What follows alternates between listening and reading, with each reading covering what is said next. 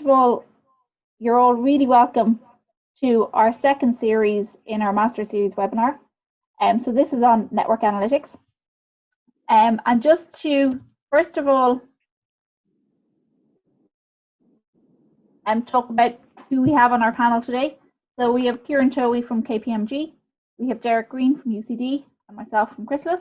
And in a couple of seconds, I'll get the guys to introduce themselves. They'll do a much better job of it than I will. To go through what the agenda is today, so we're going to start off with just a panel discussion. And that'll be about 15 minutes. And basically, we're going to introduce the topic of network analytics and what it is, how it's used, what technologies are used. We're then going to do the tech session. So I'm going to hand over to the fantastic Derek. And he's going to just take you through some code and some examples of how you can actually run some network analytics on some data. And then we'll come back for a Q&A. And just for the Q&A, just to let you know, I don't know if those of you who've used Zoom before, there's 3 ways that you can use Q&A. So there's an actual Q&A box. So on the bottom of your screen, you'll see there's a Q&A. So in that, you can just type in questions, and then everybody will be able to see those questions, and we can answer them as the webinar goes on. You can also then use Zoom chat, and the Zoom chat is set up so it's private, so only the panelists will see what's in the chat. So if you don't want anybody else to see your questions, just park them in there and we can answer them from there. And you can raise your hand. So if you have any issues, you can raise your hand. And we have Krisolis HQ, i.e. Brian, in the corner here. And if just any technical issues, just raise your hand and Brian can chat with you privately and just sort out anything. So if you can't hear anything or anything like that, do just let us know, just raise your hand and we can sort it out. Okay, so without any further ado, we're going to get going. So I'm going to stop sharing, and hopefully you will see our fantastic panelists for the day. So we have Kieran and Derek. So I might go to Derek first. Derek, if you want to introduce yourself and just talk a little bit about what you do in UCD and how you, I suppose, use network analytics, or where network analytics fits into what you do. Sure, thanks, Eva.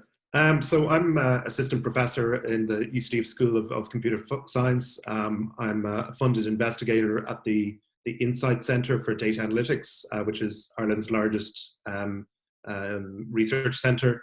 It's very much focused on data analytics, machine learning, artificial intelligence in general. So a lot of my work is done in that area. I've been working machine learning since around 2003, and in around 2009, I became interested in network analysis as a kind of I guess, a subfield of the larger area of machine learning. The types of work that I've done with networks has ranged from problems in the area of bioinformatics, so looking at networks of genes and proteins, to looking at networks of mobile subscribers, so call networks, working with large Irish mobile subscribers, and also looking at financial networks and networks in healthcare as well. And later on in the tech demo, I'll talk about that in a little bit more detail. Great, super. Thanks, Derek. And Kieran, over to you. I suppose the same question, just to introduce yourself. And I suppose more importantly, I mean, you've lots of experience with network analytics, so how you've used it in the past would be really interesting to hear. So thanks, Eva. Kieran Towey. I'm currently head of AI, machine learning, advanced analytics at KPMG. Previous to that, I was 9 years as a global lead in Accenture for fraud, financial crime, and risk analytics. So you can imagine in financial crime space, fraud space, you can see very, very clearly probably why networks may be important. But if I go back a little bit, maybe in my own history, I stayed a coder up until almost the very last minute, right? Until I was just forced to a level where I just didn't have time. But one of the things that always frustrated me was the way much of analytics works, right? And if you think about the way analytics works in terms to create your data sets, you essentially take all the rich information you have on individuals and how they're connected to locations and events and objects and everything else, and you just squish it down into one single record and stretch that out as long as possible, where you're trying to aggregate information, and you lose everything. Not everything, right? I'm over egging it, right? But you lose so much of the information that's so clear to a human being and how they think. And you go, actually, because we think in terms of connections and associations, and it's through original association analysis and link analysis that my first interest started there. But really, the capability, both in terms of the compute power and the ability to scale, just wasn't there when I was at let's say the height of my coding life. I used to always, when I would start, I would get the great big ball of mess. If anyone's ever tried to do a network analysis, you go, let me look at that. You just get a big circle with lines all over the screen, and you have to keep filtering away, right? Which also annoyed me, because that sort of says, well, now I need myself as the expert to be selecting where I want to look, when actually what I want to do is for the data or the network to tell me where to look. So it's almost a complete reverse of what we were doing from analytics, just in the way I think. So particularly through time in Accenture, I really started looking at how to strategically address network analysis. And the first sort of major area that allowed me to get to enterprise level was in anti-money laundering space. So if you think of anti-money, or sorry, not anti, if you think of money laundering is about, you know, one individual trying to get some money into the system and moving it around, probably through banks, through different countries, but moving around to clean it, right? You don't need to know anything about it, just from or watching sort of crime programs to know that's essentially what they do. So it's basically this giant connection of individuals and accounts and everything else connecting with each other. So obviously the right way to approach that is from a network perspective. I started working with a technology company that essentially had worked with BAE systems. They had been in SaaS, they've been BAE systems, and they had basically recognized that the technology doesn't scale. So they wiped the slate clean and built it up from a platform based essentially on Scala and Spark. And that sort of gets you to the level that you can then start to get to these networks that are millions and billions of connections. So anti-money laundering space did a lot of work there with broader team. The other area, and almost my favorite, though maybe wouldn't have been the most, we didn't drive it fully as far as I'd like to be able to, was in tackling modern day slavery. Again, you just have to think the problem is a network problem. And that's what I try and think, is try and recognize the problem for what it is, and then use the appropriate tools and algorithms, right? Modern day slavery is, you know, gang masters, whether it be agricultural slaves, whether it be in the sex trade, where you're being moved around, trying to be kept off the radar, but it's going to be passing through locations and potentially through different gang masters, things like that. And that was a program of work that we did for the UK Home Office, looked to be spread across all of the UK. They've got 43 divisions. We worked with the 9 largest divisions, and that gave rise to, which I'm not showing here, but gave rise to one of my favorite visualizations. It was called the Death Star, because just at the middle you could see this clump that it looked like that shadow on the Death Star, but then it was all little small knowledge graphs and ego nets all around the place. But there's where you say, here's where I'm doing something that's positive and useful, and we'll build on it, right? And then the last thing I'll say is again, because I'm generally unsatisfied with the maturity of network analytics, and by that I mean most of you who have some familiar with network analytics will think of it sort of in terms of social networks, and we'll look at statistics on networks, which is like betweenness and you can calculate statistics. But really what you want to do is you want to be doing things on, well, I want the network, the graph itself to tell me something. So I did a year's worth of research with Alan Turing Institute, We had some professors from Cambridge where I was a principal investigator. Basically, I think the title of the paper was Anomaly Detection in Large-Scale Networks. Basically, I wanted to ask the question, I want the network to tell me where to look rather than the other way around. So I've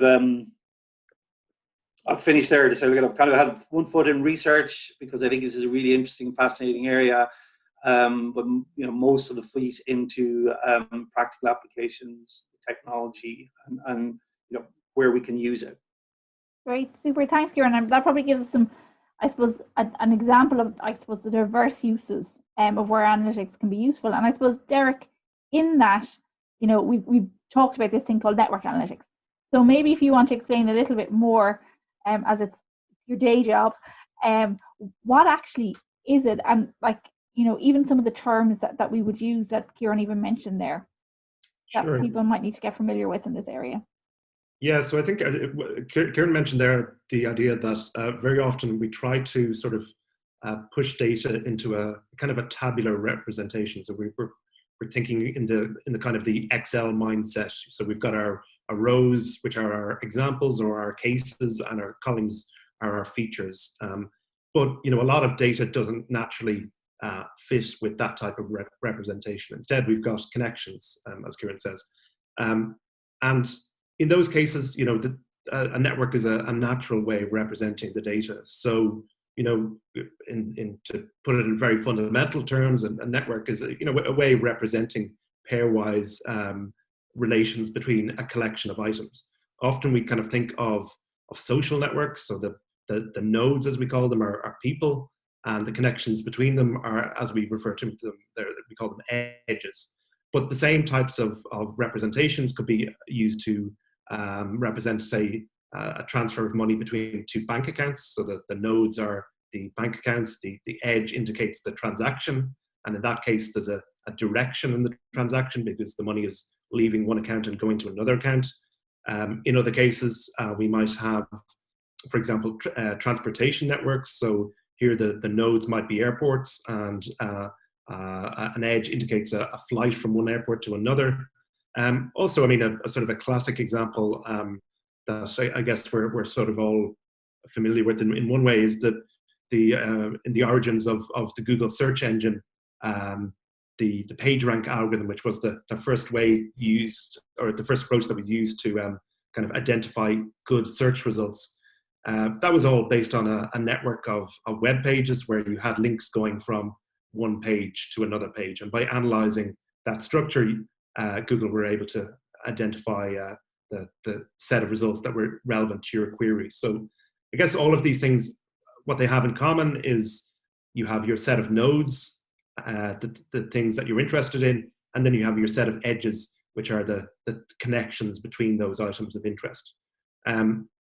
That's the kind of the simplest sort of formulation, but of course there's lots of theory and practice that's layered on top of that. Yeah, and I suppose some of that, I suppose a lot of the analytical elements, that's almost like the setup of your data, and then there's a whole load of techniques, Kieran was saying, to try and get that network to give us information. And I think in a few minutes you're going to show us an example of that. And I suppose, Kieran, you sent us on some examples of some networks that you like, and again, just to give people a kind of a visual example, I'm just going to share my screen here so people can see. This is over the years, I presume, Kieran, you've kind of gathered lots of kind of information. So this is just an example. I'll let you talk through it, of a network that you kind of found interesting. Yeah, so it combines two of my interests. One is working on networks. The other is on history, and particularly military history. So you're probably all familiar, at least from a cultural reference perspective, of the Paul Revere ride. In the American War of Independence, you'll have seen it on everything from The Simpsons to whatever. Basically, it's the British are coming, right? So Paul Revere rides to Washington's army and basically warns them of the approaching British forces. But obviously, before that, there was lots of general agitation, right? And there's a guy, I think it's John Healy's name, who who said, look, let me pretend I was an intelligence officer at the time before the American Revolution. And he said, look, I've got the lists of these organizations, agitators, right? So you'd have heard of the Tea Party, as in Boston Tea Party, Boston Committee, right? You mightn't be familiar with all of these. It doesn't really matter. These were all, organizations where Americans were clubbing together to basically figure out how they could release the bonds of let's say, the crown. So if I go on to the next page, you'll actually see, and we may have to zoom in a little bit here, but basically if you take the lists of everyone that was involved in all of these organizations, and then you just zoom in. So if you can zoom in for me in the middle bit there. Well, actually, maybe let's pause there for a second, Aoife, right? So obviously what you can see from a network is, right, these are the organizations I talked about, and obviously there's sort of big clumps and bubbles of where people are together in, say, the Tea Party or whatever else. If you focus in there, right there in the middle, right, and this is exactly what they do from Combating Intelligence right now. You'll see Paul Revere sits there in the middle, connecting so many of those organizations. There's a couple other names there you would probably need to be more in-depth with American history. But if I was an intelligence officer right now, I'd go, let me take out my blunderbuss and line these guys up against the wall, because they're the ones that sort of tied absolutely everyone together. And even just visualizing it, right? I'm doing no analysis here. I'm just saying, let's visualize these potential connections. And you can just start to see sort of fairly quickly how, as an investigator tool, and remember I was saying I was coming from an anti-money laundering and that kind of perspective, when you start to see an example here where it's sort of relatively clear as to what happens next, right? Basically, England loses the colonies, right? But for want of a little bit of lead, they might have held on to it for a bit longer. Fantastic, and I think it's a great example from history. So I suppose from that example, I think it's really interesting, and it's really important for people, I think, particularly with networks, to be able to visualize examples. And I suppose now what we might do is just move in to the tech session again, just for people, and feel free to give us to put up questions, because we will be answering questions after this session. So I'm going to let Derek share his screen. So what we're going to do now is just give people a flavor of what are the types of things that you do when you start doing network analytics. So you can see here, I'm going to let Derek take over from here. Okay, so can you see that okay, Aoife? Yep, absolutely. Okay, so this is just a very simple example, but I guess it's reasonably topical. This is a data set of contacts from a hospital ward that was collected in France in 2010.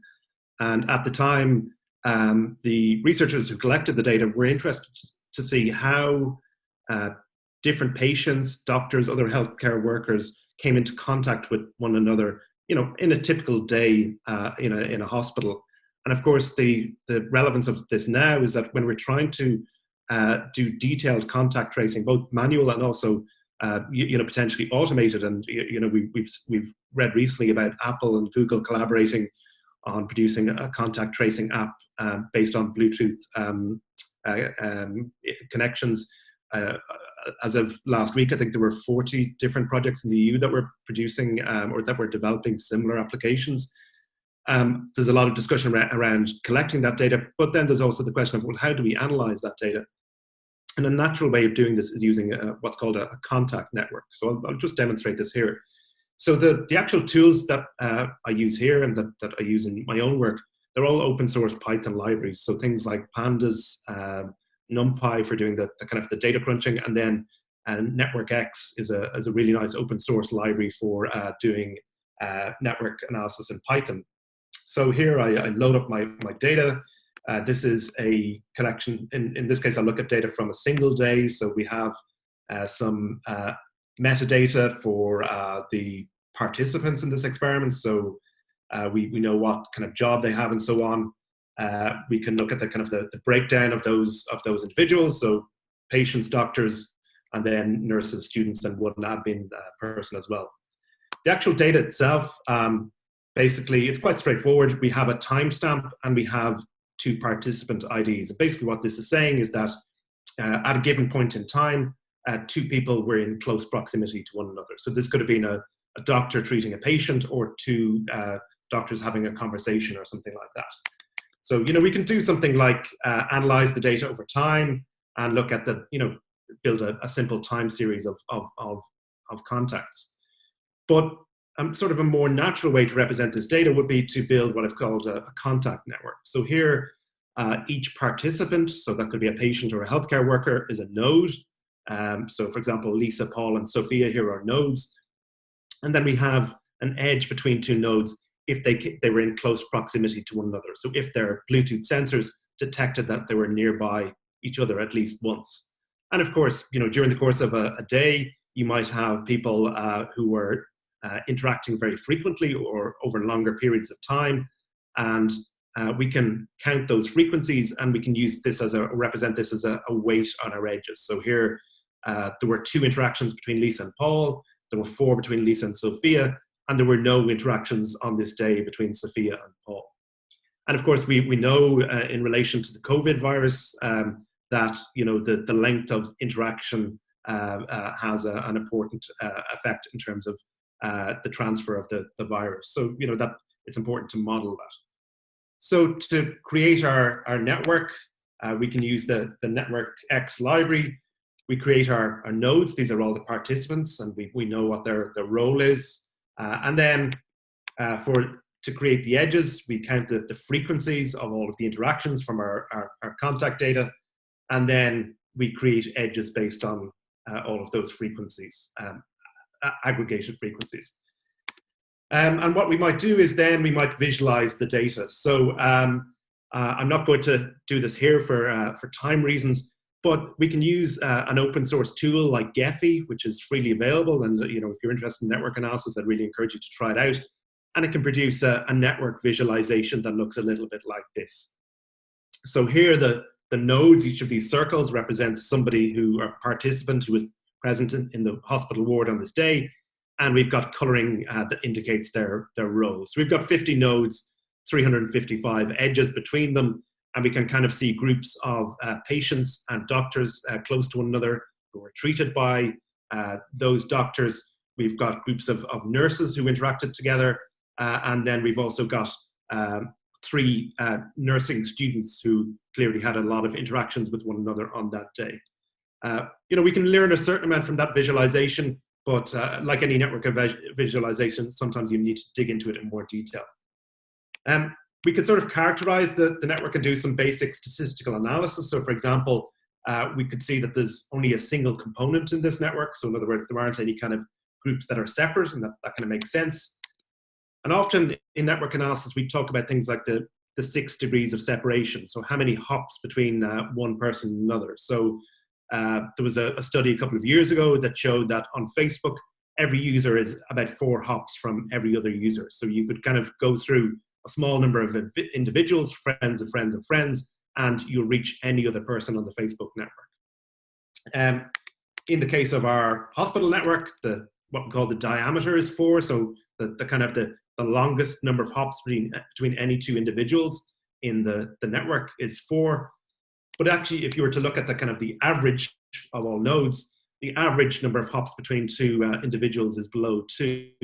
So if you think of a sort of an infection scenario, basically what this is saying is that if you have one patient who's infected with the virus and they pass it to, say, a patient, to a doctor or a nurse who's treating many other patients, this virus could spread through the ward very quickly. We could do things like looking at the centrality of nodes. So this is like the number of unique contacts that people have. And we could kind of plot the overall level. And in this network, most people, a lot of people tend to have kind of between 5-10 contacts per day. But there are 2 individuals who have over 30 contacts, unique contacts per day. So this is the number of connections that they have in the network is over 30. We could do things like looking at who are the sort of the the individuals who have the highest number of contacts, so the highest number of edges. And in this case, we see the individual with the highest number is a doctor, but also the sort of second highest individual here is a student. And it's quite possible that this student nurse or the student doctor was shadowing the doctor on this particular day. So they came into contact with many of the same people that the doctor did. We could also look at the frequencies. So this is what I call the edge weights. And this kind of tells us, rather than the number of unique contacts, this tells us the sort of the total frequency of contacts. And again, we see that this particular doctor had nearly 1,000 different contact instances in a 24-hour period. So you can imagine, again, this has implications for the transmission of a virus. I showed above a network of all its participants in the study, and you can kind of get some sense of the structure there. But as Kieran mentioned earlier, very often in network analysis, when you do some kind of basic visualization, you end up with what we call a hairball. So something that's pretty difficult to interpret. So one of the things that's often done in a lot of network analysis applications is to limit our analysis to particular individuals or nodes of interest. So what we could do, first of all, would be to look at just the patients alone, and we could say, well, what are the patients that had the highest number of contacts per day? And we see that this particular individual, Peter Walsh, obviously not his real name, had 18 different contacts on this given day. And then the kind of numbers decrease for some of the other patients. So we could look at this particular person in more detail. And what we could do is construct what we call the ego graph around this individual. So here we have Peter, and then all of the people that Peter came in contact with and how they interacted with one another. So we can see that this patient had interactions with multiple different doctors on this day, who also interacted frequently with one another. You can see this by the thickness of the lines between these light green nodes. But he also had interactions with 4 nurses and a member of admin staff, and also 2 student nurses or doctors as well. Again, interaction here could be, just passing in close proximity. But as we know from the case of the COVID-19 virus, potentially brief close interactions can cause the spread of a particular virus. That was just a single day, but we could also do the same thing for multiple days. So for example, here we have 4 days from this particular hospital. We can construct 4 different networks from the hospital, and then we could look at how those networks differ over time. So for example, day 1, day 2, day 3, day 4, we can look at the mean degree and median degree of the nodes in that network. In other words, the number of contacts on average that people had during those days. And you'll notice that there's an increase in day 2, and then the number of contacts drops off in day 3 and day 4. And in the bigger picture, in terms of the sort of the Irish health situation right now, you hear a lot of discussion about reducing the number of contacts that people have on a daily basis. So if we were able to study that at a large scale and monitor that at a large scale, we'd have a kind of a clearer picture of the risk of transmission. Of course, these kind of aggregate statistics can hide the more nuanced picture. But again, we could look at sort of the number of edges that different individuals have on a given day and how many people they're coming into contact with. So I suppose that's a very simple example.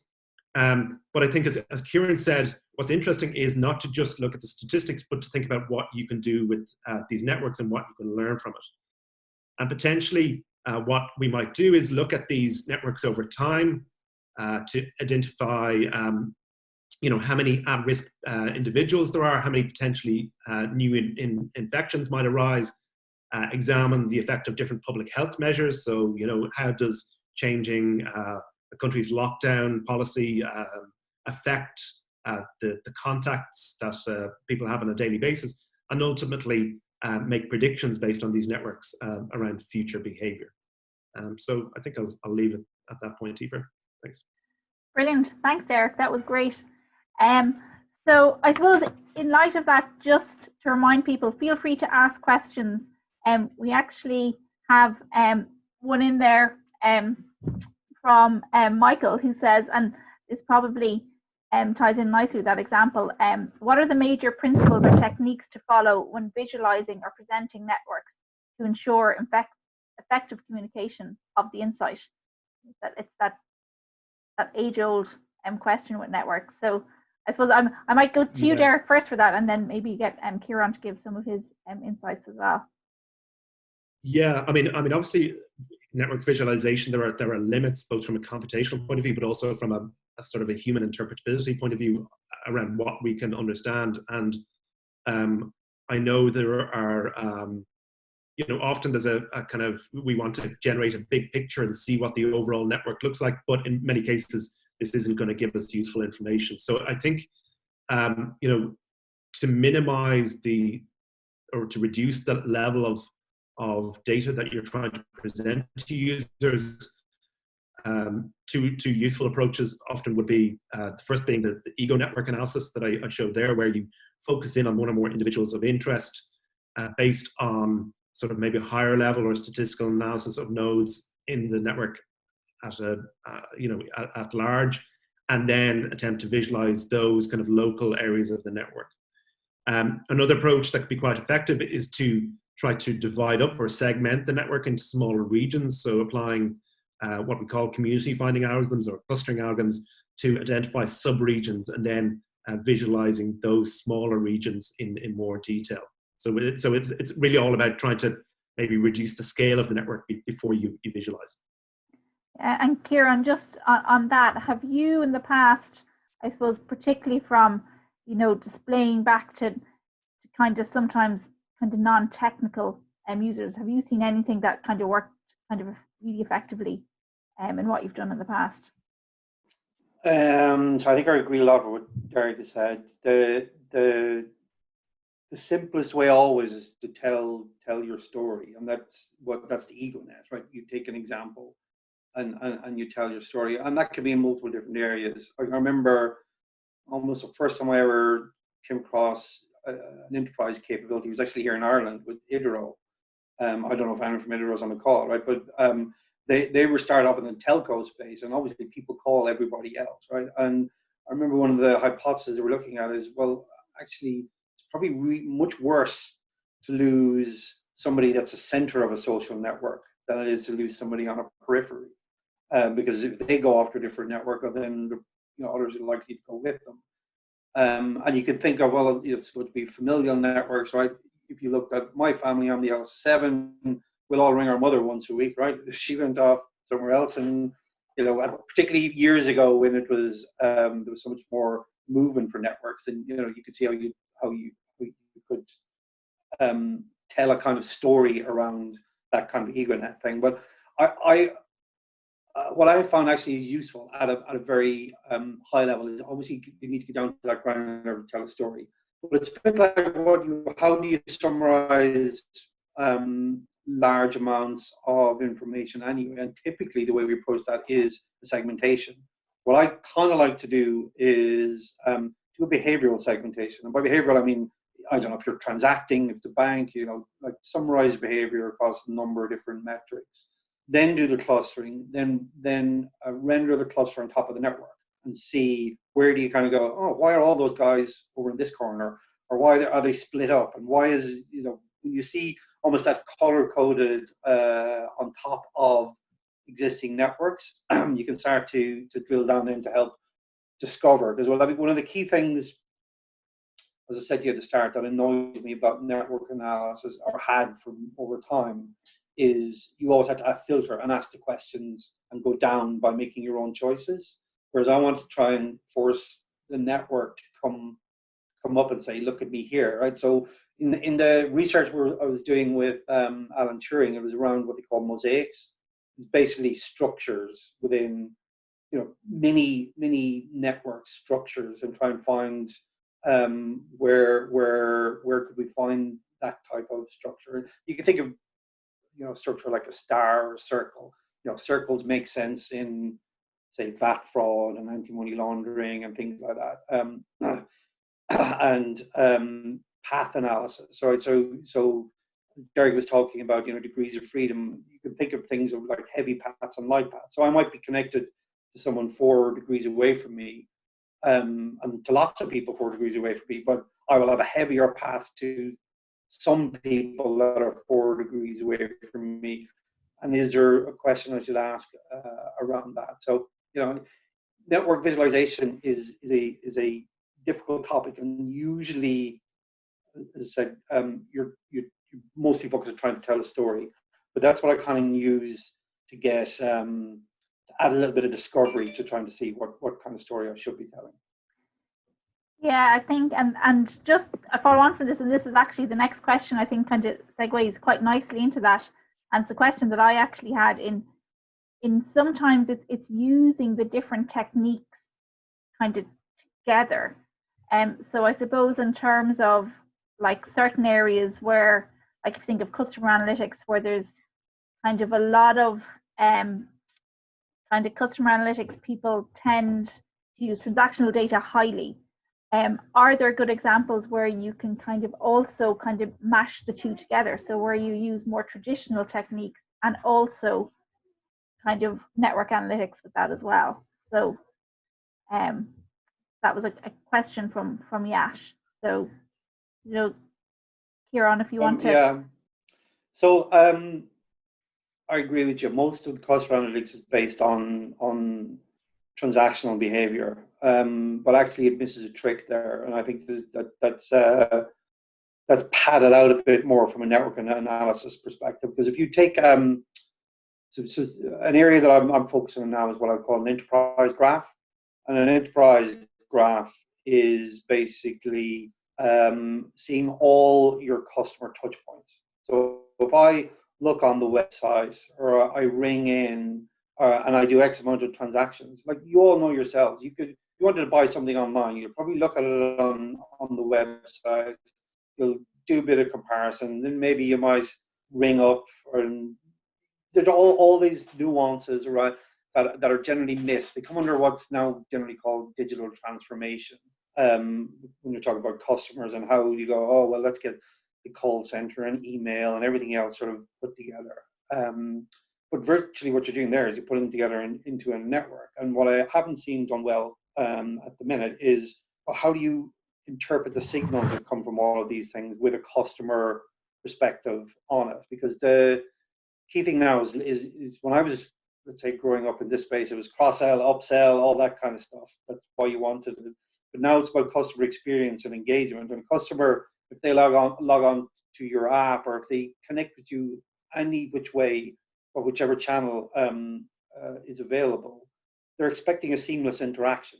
You cannot get a seamless interaction without breaking down all the typical data silos that are still existing in all of these organizations.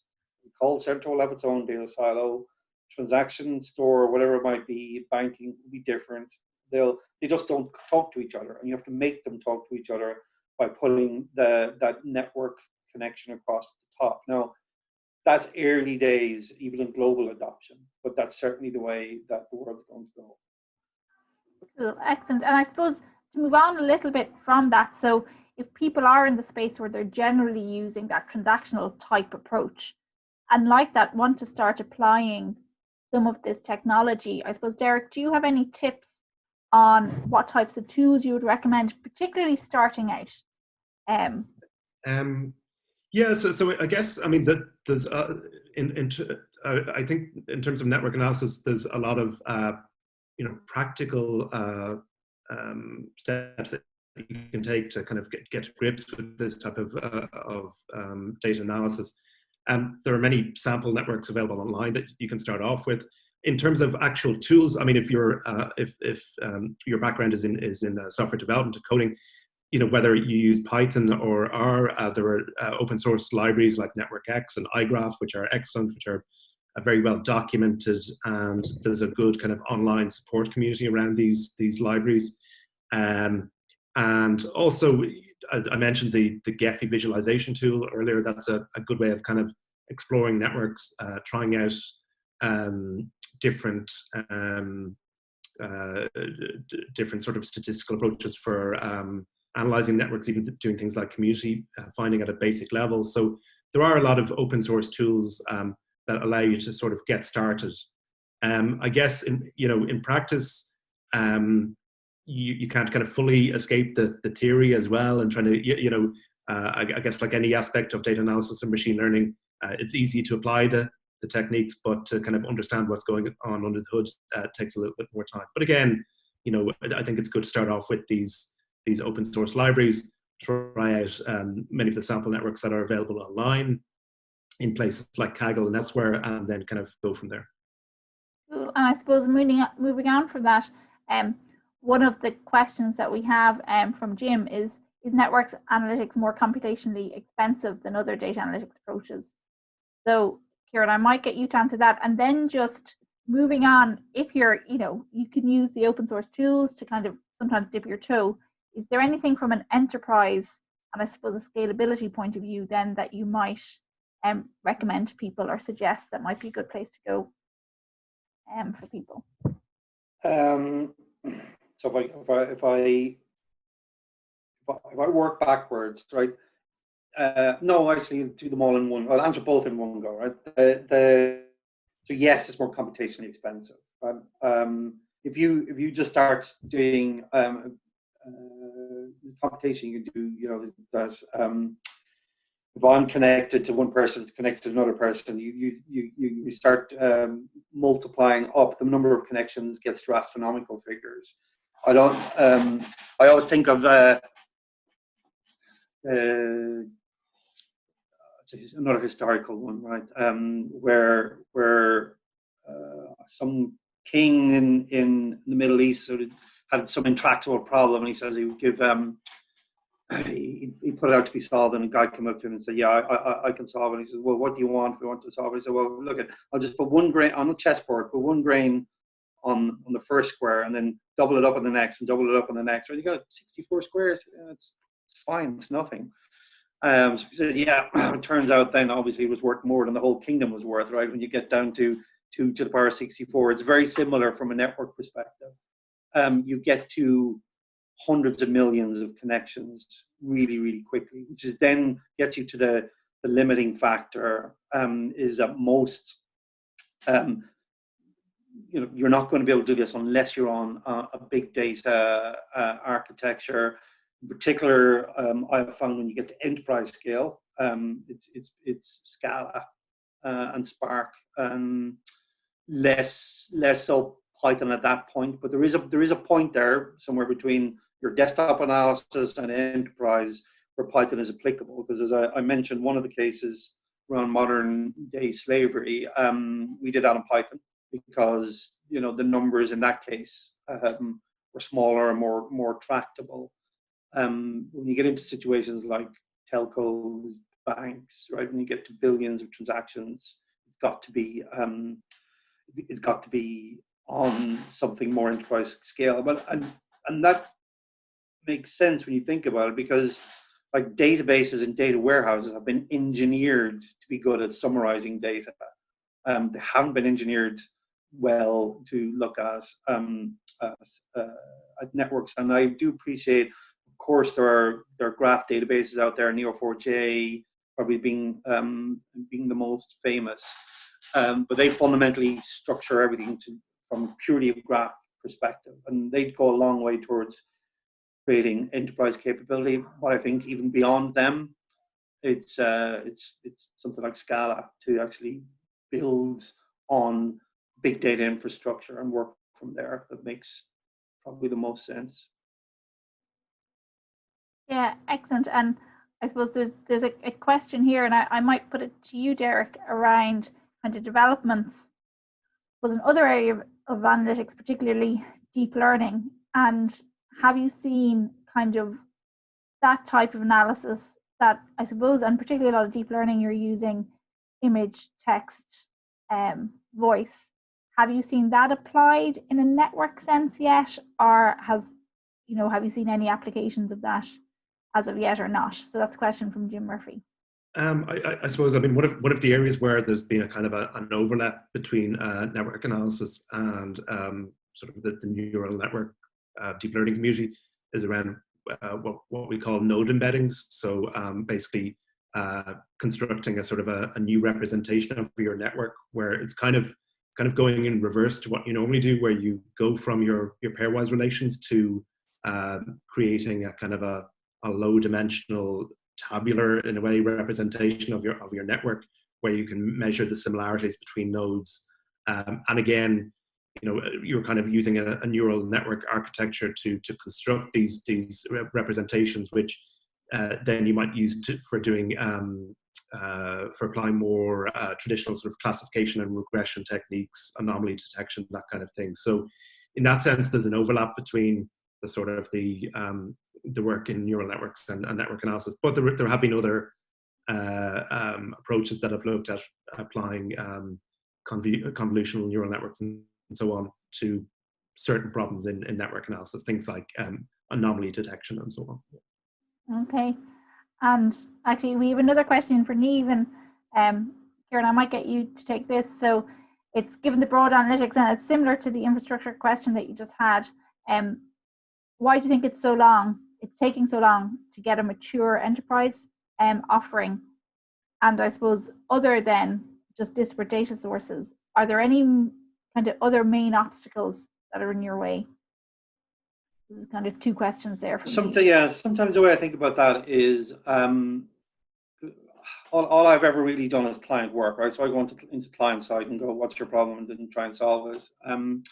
If you think about the way clients capture data, like basically they put it into some kind of structure, usually into a big data warehouse of some sort, or marks, but there's an element of structure around it, and it may well be siloed, but there's an element of, here's where we pack everything in so we can do one thing, and that's report.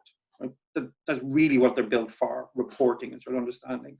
So then when analytics came along, we went, that's great, you have everything in a nice box there, so let's take it out and do what I said at the beginning, squish it down into one record and create another table and go, right, I'm going to summarize everything there is in your great big boxes and solve the problems that way. So now I think we're at the point where there's this capability at scale, but you have to understand the way clients sort of think about their data. They put it into a big box that they can report on.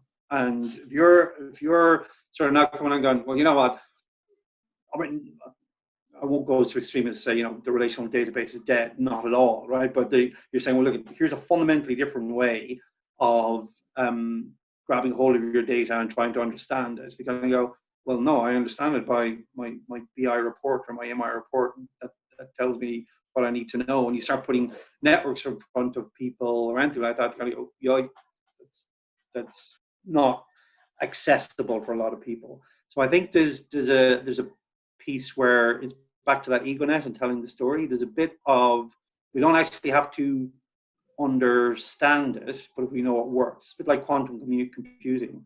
No one understands it, but we can actually build quantum computers, so we can make it work. So I think there's an element then you need some leaders in an organization to say, well, okay, you're telling me this is going to solve problem X. I'll give you the good example, the money laundering one. Okay, well, show me, right? So we're able to prove it for money laundering. We'll be able to prove it for, say, things like modern day slavery. You'll be able to prove it for customer experience. So I think that's probably a little bit immature. You'll be able to prove it for fraud. These are those good use cases. I think from that point then is where you can build, you can start to build a case internally. But that, you know, that's a cultural mindset as well as everything else. Yeah, it always comes down to changing somebody's mind and getting them to see something different. I think particularly with network analytics, getting us all a little bit away from just thinking of data in that linear structural way. And, you know, it is kind of twisting the problem and thinking of it differently. So to finish up with the questions, I'm just going to throw out kind of one of my favorite questions. So if you can just give me just your most kind of quickly your most favorite application of network analytics that you've seen, and it can be on anything. It doesn't even have to be practical. So Derek, I'll let you start with that one. Thanks. I mean, there are lots of really worthwhile applications of network analysis, but actually one that I like, and it is actually a serious application, is that there's quite a lot of use of network analysis in sports analytics. And in one particular area is looking at network representations of football matches. So people actually look at the way in which players pass from one another during a match, and then you aggregate that over multiple matches or a season. And people have shown that, you know, you can kind of characterize the style of a team or a manager based on the passing networks that they have. And actually these networks are being analyzed by data science teams at the likes of Manchester City and Arsenal and so on. So I thought it's an interesting application, but people actually do it to get real insights into sports. So, yeah. Yeah, all about monetizing that data. And Kieran, what about yourself? I've probably talked to a few of them, even the historical one at the start. I always do like that one. But for one that probably a lot of people are aware of is like the 6 Degrees of Kevin Bacon. I just think that's like it's funny and great at the same time, right? Because it's practically either a party game, drinking game, and everyone sort of understands it. And Kevin Bacon is kind of, you know, middle of the road actor. And he'd be more famous for this than anything else, right? And for those that don't know what it is somebody came up with the hypothesis that, you know, every film, an actor, an actress that's ever been can be connected to Kevin Bacon through at most 6 steps. And there are websites that you can go on. If you look up 6 Degrees Kevin Bacon, websites you can go on that you can put in the most weird and wonderful actor or actress that you know, and they will show you the links right now. Now a lot of them do it in tabular form, but in the background it's all done with networks, and some of them will show you the networks. I think it's just it's a fun way to represent it. Great, super great example, and also a nice example to show people what a network is. And sometimes it can be useful just to have those in your back pocket when you're explaining something to somebody and you're just not getting through, and you go, oh, here's a nice example. So thanks a million, guys. I think we've gotten through all the questions that people have posted, and most of the ones that I had pre-prepared. So thanks a million for all your insight. I'm just going to finish up with a couple of very quick, I'm just going to share my screen quickly just to, and this is where I get things going quickly. So just for people to know that this is a series of webinars that we're doing on a series of topics, I suppose, that we cover off here at Krisolis. And to say, so we started off with deep learning a few weeks ago, and obviously for each of the webinars there is an actual masterclass where you can come. It's about a day of work. We're spreading them over 2 mornings online, so you can come online, you can learn all about the topics. They're great fun with who we refer to as our masters, so our experts in these areas. So Derek is obviously going to be doing our network analytics one in a few weeks, and our deep learning one is happening next week with Kevin. I'm so really excited about this series, really exciting series for us, and we love running it. It's the 2nd time that we've run it. So that's our master series. Just in terms of things from today, you will get a feedback form will be emailed to you. We really appreciate if you could fill it in for us. You will get a 5% discount code for our master series. And if you want any more information, feel free to contact us via info at Krisolis or on our website, www.krisolis.ie. And then most importantly, thank you. So first of all, thank you so much, Kieran, Derek. I mean, these webinars don't happen without your input. I think it's really nice to take a topic. I mean, we had a little bit of COVID talk, but not too much of it. Just to, you know, think about how we can use analytics and how it can be, different types of analytics can be applied. So thank you so much for your input. Really, really appreciate it. And also to everybody who joined in and gave us questions and listened today. And we really appreciate you joining in. So hopefully you all have a nice day. Really important. Stay safe, stay sane, and we'll see you at our next webinar in a few weeks' time, which will be all about chatbots. So we'll chat to you then.